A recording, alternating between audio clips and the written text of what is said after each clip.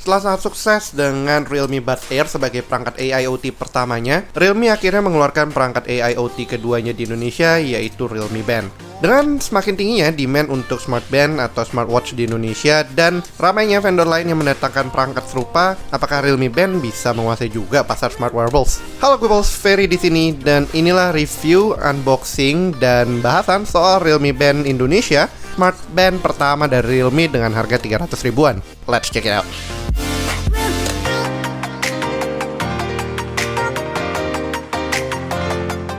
Oke, pertama kita mulai dari boxnya. Boxnya simple banget. Di depannya kita disuguhkan gambar Realme-nya dengan band warna hitam.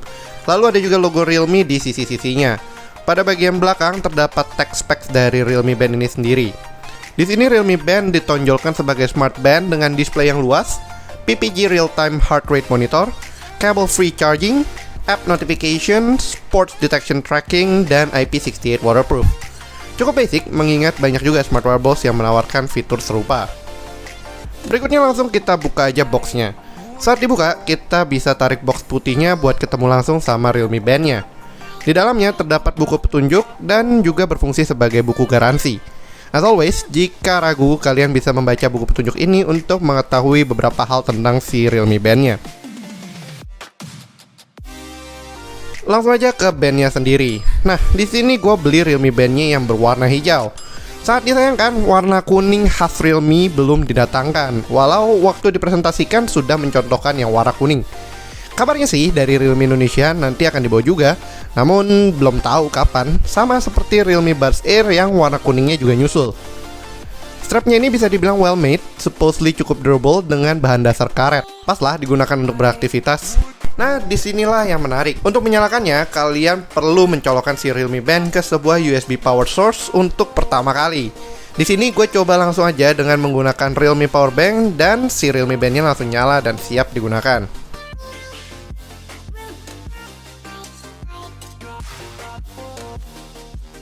Nah, untuk menghubungkannya dengan smartphone kalian perlu mendownload aplikasi Realme Link terlebih dahulu.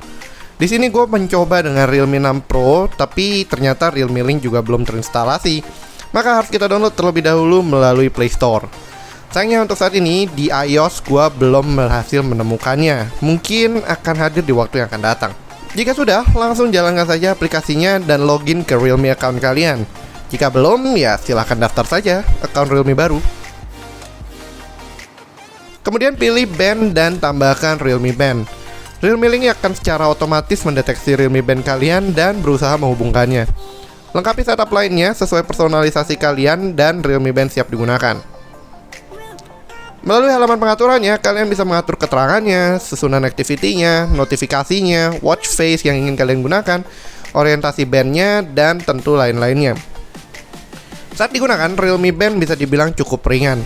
Namun ini memang tipikal dari sebuah smart band.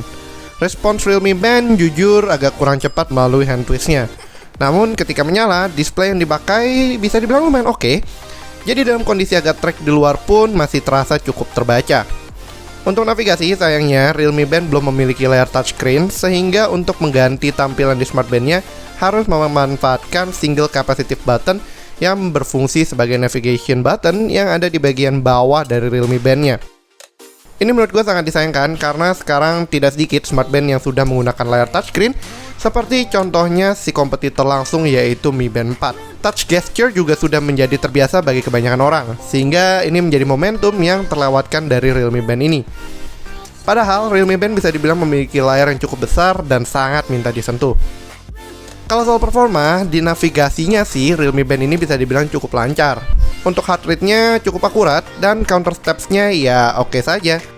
Kenapa oke aja? Karena counter steps-nya masih memanfaatkan swing dari tangan atau menggunakan accelerometer. Sebagai seseorang yang jarang jalan tapi sering menggerakkan tangan untuk mengetik di komputer, Realme Band ini mampu meregister angka yang cukup tinggi pada hari di mana gue bahkan sangat minim beranjak dari meja kerja.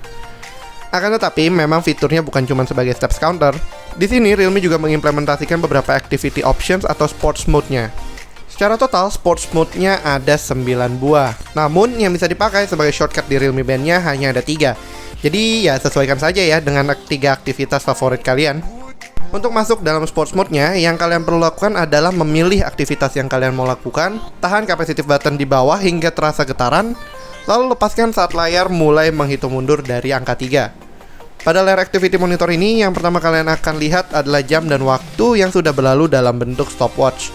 Langkah dan jarak yang sudah ditempuh ada di halaman kedua, SPM dan step range pada halaman ketiga, pace serta berapa banyak kalori yang sudah dikeluarkan pada halaman 4, dan yang di halaman terakhir ada heart rate monitor untuk menghitung heart rate kalian. Jika sudah selesai, bisa tahan kembali navigation buttonnya dan kalian akan kembali ke halaman utama setelah melihat rangkumannya. Data kalian akan tercatat ke dalam aplikasi Realme Link-nya. Overall, ya Realme Band ini bisa dibilang masih tahap awal banget Realme terjun ke AIoT di soal kesehatan. Banyak sih kompetitor lain yang sudah memiliki beberapa iterasi smart band, seperti kompetitor paling dekatnya yaitu Mi Band yang sekarang dirasa lebih fungsional dibandingkan Mi Band versi pertama ke versi keempat. Realme Band bisa dibilang masih banyak kekurangan. Contohnya, jada pada layarnya yang masih belum touchscreen, penggunaan satu navigation capacitive button, dan belum tersedianya GPS built-in, walau memang GPS lebih ada di smartwatch ketimbang smartband, ataupun GPS connectivity yang memanfaatkan GPS dari smartphone.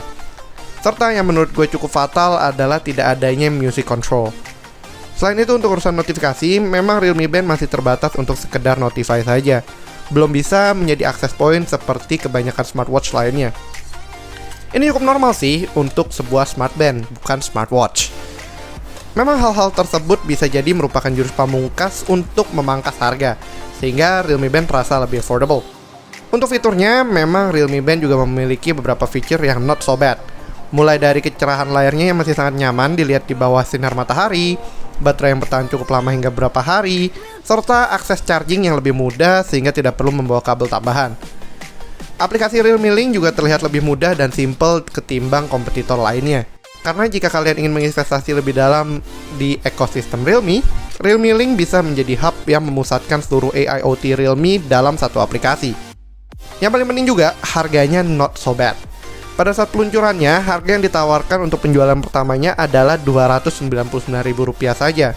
Jika kita berpatokan pada harga ini, to be honest, it's not so bad. Bahkan sangat worth it. Namun, jika kita melihat harga retailnya sekarang, yaitu Rp399.000, mungkin ada kompetitor terkuat di Indonesia, yaitu Mi Band 4, yang bedanya hanya Rp20.000 saja, dan sudah bisa memenuhi kekurangan yang dimiliki Realme Band.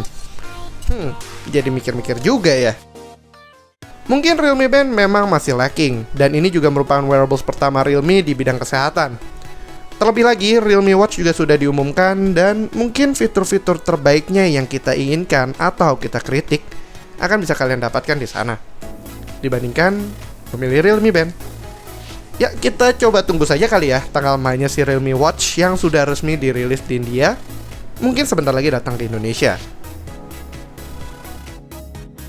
Hai Bubbles, semoga semua sehat-sehat aja ya. Ingat untuk selalu mencuci tangan kalian dan stay di rumah saja kalau tidak ada keperluan yang mendesak. I know it's hard buat kita semua, tetapi kalian gak sendirian kok. Kita semua lagi mengalami hal yang sama. Be safe and stay healthy. Dan kalau kalian suka videonya, jangan lupa untuk subscribe, like, dan komen. Kalau kalian punya pertanyaan, aktifkan juga lonceng notifikasi agar kalian selalu dinotify ketika kita upload video baru. Thanks for watching, Ferry signing out. Bye-bye.